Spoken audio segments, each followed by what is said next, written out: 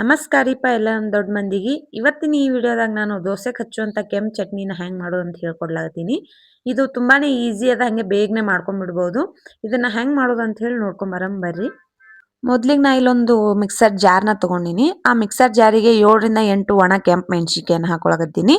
ಈ ಮೆಣಸಿನ್ಕಾಯನ್ನ 1 ಗಂಟೆ ನೀರಲ್ಲಿ ನೆನೆಸ್ಬಿಟ್ಟು ಹಾಕೊಳಕತ್ತೀನಿ. ನೀವು ಬೇಕಿದ್ರೆ ನೆನೆಸ್ದೇನು ಕೂಡ ಮಾಡ್ಕೋಬಹುದು. ಆ ಮೆಣಸಿನ್ಕಾಯಿ ಎಲ್ಲ ಹಾಕಿಂದಾಗನೇ 1 ಗೆಡ್ಡೆ ಬೆಳ್ಳುಳ್ಳಿ ಹೆಸರುಗಳನ್ನ ಸಿಪ್ಪೆ ಸುಲಿದ್ಬಿಟ್ಟು ಹಾಕೊಳಕತ್ತೀನಿ. ಅದಾಗಿಂದ ಒಂದು ಸ್ವಲ್ಪ ಹುಣಸೆ ಹಣ್ಣು ಸಹ ಹಾಕೊಳಕತ್ತೀನಿ. ಹುಣಸೆ ಹಣ್ಣನ್ನ ಹಳೆ ಹುಣಸೆ ಹಣ್ಣು ತಗೊಂಡಿನಿ. ನೀವು ಆದಷ್ಟು ಹಳೆ ಹುಣಸೆ ಹಣ್ಣನ್ನೇ ಬಳಸಕ್ ಯೂಸ್ ಮಾಡ್ರಿ. ಆಮೇಲೆ ಅದಾಗಿಂದ 2 ಇಂಚಷ್ಟು ಚಕ್ಕೆ ಹಾಕೊಳಕತ್ತೀನಿ. ಅರ್ಧ ಟೀ ಸ್ಪೂನ್ ಜೀರಿಗೆನ ಸೇರಿಸ್ಲಾಗತ್ತೀನಿ. ಹಾಗೆ ಸ್ವಲ್ಪ ರುಚಿಗೆ ತಕ್ಕಷ್ಟು ಕಲ್ಲುಪ್ಪನ್ನು ಸಹ ಸೇರಿಸ್ಲಾಗತ್ತೀನಿ. ನೀವು ಆದಷ್ಟು ಈ ಚಟ್ನಿಗೆ ಕಲ್ಲುಪ್ಪನ್ನೇ ಯೂಸ್ ಮಾಡ್ರಿ, ಅವಾಗ ಟೇಸ್ಟ್ ತುಂಬಾನೇ ಚೆನ್ನಾಗಿರ್ತದ. ಅದಾಗಿಂದ 2 ಮೆಣಸು ಹಾಗೆ 2 ಲವಂಗನೂ ಸಹ ಸೇರಿಸಿ ಜಾರ್ನ ಮುಚ್ಚಳ ಮುಚ್ಚಿ ಮಿಕ್ಸರ್ನಲ್ಲಿ ರುಬ್ತೀನಿ.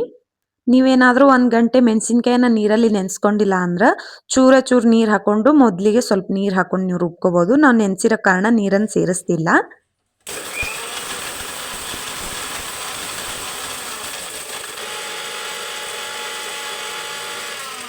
ನಾ ಇಲ್ಲಿ ಒಂದು 10 ಸೆಕೆಂಡ್ ರುಬ್ಬಿದ್ದಾದ್ಮೇಲೆ ಸ್ವಲ್ಪ ನೀರು ಕಮ್ಮಿ ಅನ್ನಿಸ್ತು. ಹಾಗೆ ಸ್ವಲ್ಪ ಉದ್ರ ಆಗ್ಲಾಗ್ತು.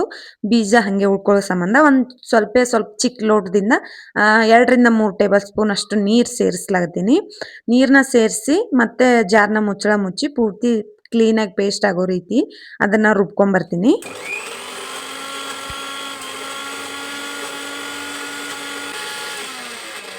ಈಗ ಪೂರ್ತಿ ರುಬ್ಕೊಳ್ಳೋದೆಲ್ಲ ಆಗ್ಯದ್ರಿ. ನಾನು ಜಾರ್ ಮುಚ್ಚಳ ತೆಗೆದು ತೋರಿಸ್ಲಾತೀನಿ ನಿಮ್ಗೆ.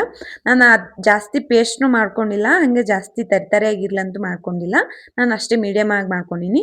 ನಿಮಗೆ ಹೆಂಗೆ ಬೇಕಾಗ್ತದೆ ನೋಡ್ರಿ. ತರಿತರಿಯಾಗಿ ಬೇಕಾಗಿತ್ತಂದ್ರೆ ಹಾಗೆ ರುಬ್ಕೊರಿ, ಇಲ್ಲ ಸಣ್ಣದಾಗಿ ಪೇಸ್ಟಾಗಿ ಬೇಕಾಗಿತ್ತಂದ್ರೆ ಹಾಗೆ ಮಾಡ್ಕೊಂಡು ತಗೋಬೋದು.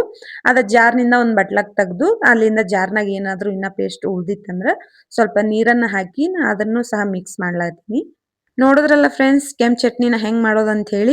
ಇದು ಸೇಮ್ ಹೋಟೆಲ್ನಲ್ಲಿ ತಿಂತೀವಲ್ಲ ಮಸಾಲೆ ದೋಸೆ, ಅದೇ ಟೇಸ್ಟ್ನೇ ಕೊಡ್ತದೆ ನಾವು ದೋಸೆಗೆ ಅಪ್ಲೈ ಮಾಡಿದ್ಮೇಲೆ.